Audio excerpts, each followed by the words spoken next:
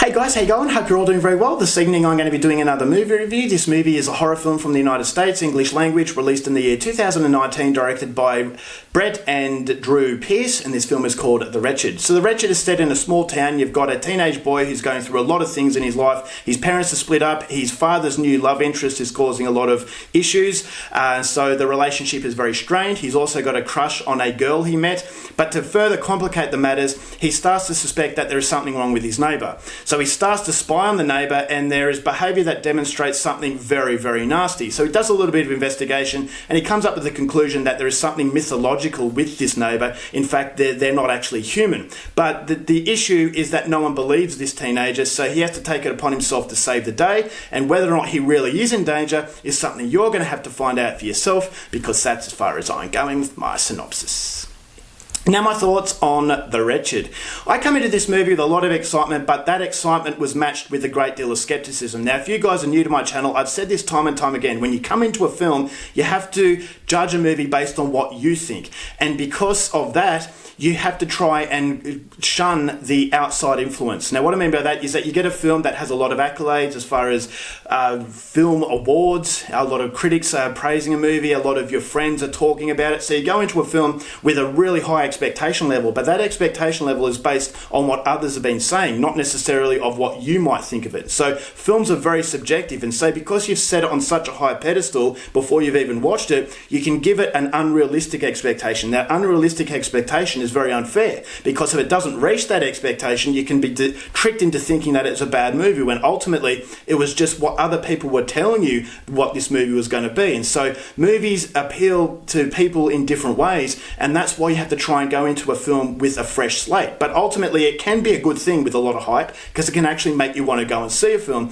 but you just have you have to have that skepticism to lower that expectation to give the film a chance to impress you as an individual. And so that's what I was doing coming into The Wretched. I was hoping that it was something that I would really enjoy. And I will say, at the end of the day, The Wretched is a very, very enjoyable film, but unfortunately it does have a problem that a lot of horror films have in the modern times, which is something I'll go into a little bit later. But what I loved about The Wretched was the ability to use psychological horror and on-screen violence very well. These two elements team together in a way that just gives both aspects greater impact. You've got the anticipation, something really bad is cooking, what's going to happen, and then all of a sudden the conclusion of violence plays a pivotal role, because it sets the level of fear. It sets what is at stake, is that this main character is not indestructible. If they make the wrong turn or wrong decision, they're going to suffer something really, really violent. And so all of a sudden the safety net is taken away. This main character can be hurt. Therefore, there is a level of realism within a very unrealistic sort of situation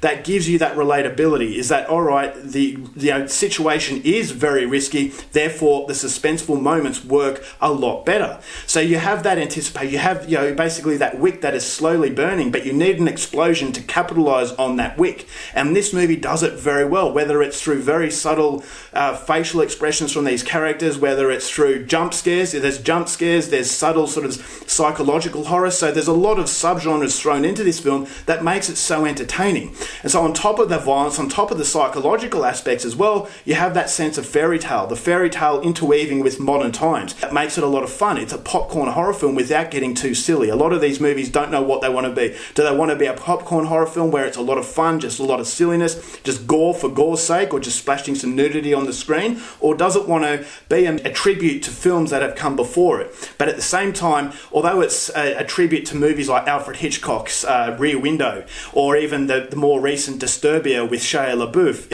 but being a tribute to an Alfred Hitchcock film is not going to appeal to everybody. So it has a slice of Disturbia. It has a slice of modernism that a lot of the people these days can gravitate to. And so while you're watching a popcorn horror film, you're also watching a tribute to what makes horror great and the influences of these directors that made them become horror directors in the first place. And so I thought that was all fantastic. It's a very, very fun film. The continuity is fantastic. The tone of the film is very consistent. The cinematography, as I said, it gives it that dark sort of fairy tale vibe. And the violence, I thought, was actually quite nasty, but not to a level where it's extreme. So it is going to appeal to a lot of of people without watering itself down like so many other horror films out there do. So it's not a PG-13 film, it's definitely an R-rated horror movie. So that was all very good. Thought the makeup effects were fantastic. The CGI was also very, very well used. So there's a high level of competency as far as production is concerned and as far as creating a horror set piece.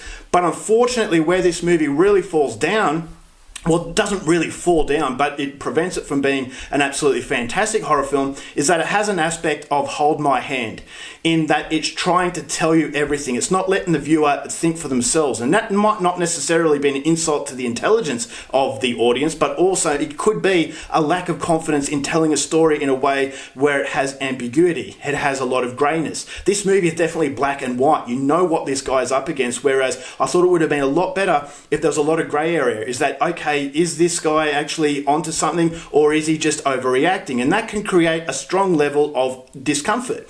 And discomfort ultimately brings a lack of control, therefore the suspenseful moments that this movie had would have been elevated through the roof. So I definitely think it was a missed opportunity to be an absolutely phenomenal horror film, but in turn, it becomes a movie that, yes, it does have fantastic, phenomenal set pieces as far as horror. It really makes the hairs on the back of your neck stand up, and that's something that you don't see very often in modern day horror. But unfortunately, as I said, it holds your hand. It's telling you what's happening as opposed to allowing the viewer to interpret what's happening in their opinion, which, as I said, makes horror films even more fun.